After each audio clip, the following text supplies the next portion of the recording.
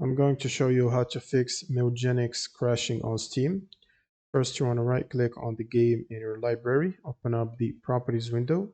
Now in the general tab in the launch options box, you try to add this command, which is -dx11, and then go to installed files and click on verify integrity of game files. Now once this process is done, you want to open up a new browser tab and search for Redist and click on the first Microsoft link.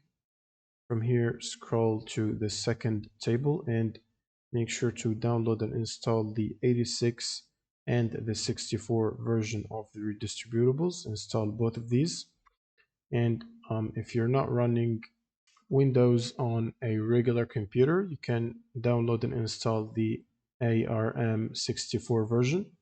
And once you finish this installation, it will ask you to restart your computer. Now, after the restart, you want to make sure that you have the latest GPU driver updates. So if you have an NVIDIA graphics card, you can use the NVIDIA app here. And from here, you should be able to check and download the latest available game ready driver updates. And once you do that, all you need to do is simply restart Steam as admin.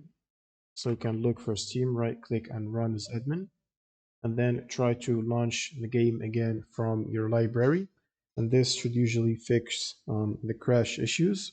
And if the crash is happening before the game starts, you can try to disable any overlays that you might have running. So for example, you can go to the Steam settings and go to the in-game tab. And from here, make sure to disable Steam overlay while in-game. You can try as well to disable the Discord overlay by going to game overlay and turn it off from here.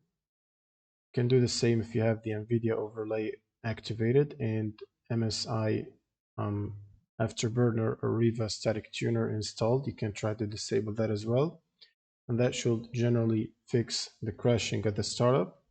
Thanks for watching and see you on the next one.